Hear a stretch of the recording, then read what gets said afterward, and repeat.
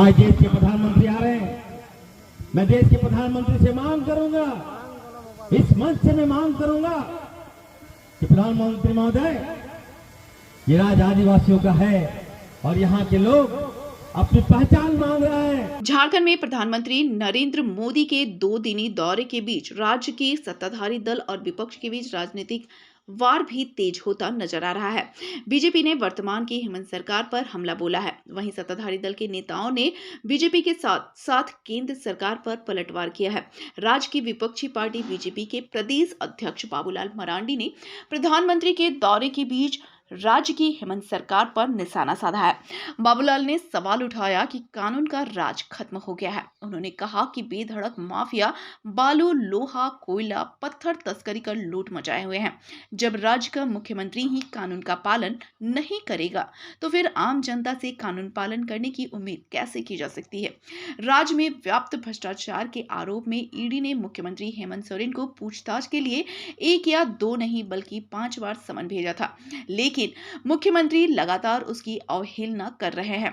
ED कार्यालय में उपस्थित होकर जवाब देने से भाग रहे हैं।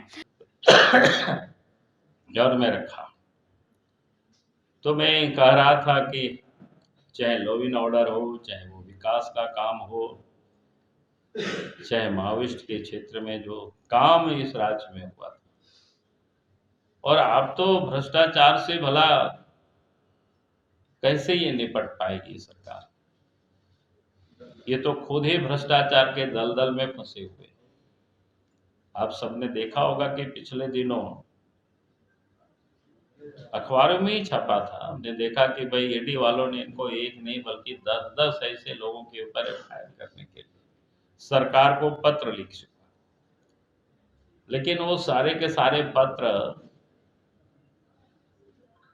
यानी वो अलमीरा में शायद हेमंत सोरेन ने बंद कर दिया, क्या कर दिया पता नहीं।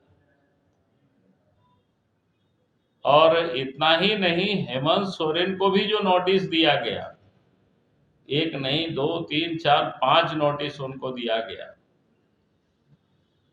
वो भी हाजिर नहीं हो रहे। हमने तो कहा है कि भाई अगर इतना नोटिस के बाद कोई हाजिर नहीं होता है तो विधि सम्मत जो भी कार्रवाई करनी, ईडी को कार्रवाई करनी चाहिए, नहीं तो आम जनों की कानून पर से विश्वास उठ जाएगी। क्योंकि जो व्यक्ति कानून के रखवाले होते हैं और संवैधानिक सर्वोच्च पद पर बैठे हुए मुख्यमंत्री है राज्य के, अगर वही कानून का अनुपालन नहीं कर उसी को वो डिसओबे कर रहे हैं तो सवाल इसकी नहीं है कि वो डिसओबे करे, सवाल ये उठता है कि आखिर कानून का क्या होगा। और फिर आम जनों को ये भरोसा भी उठ जाए।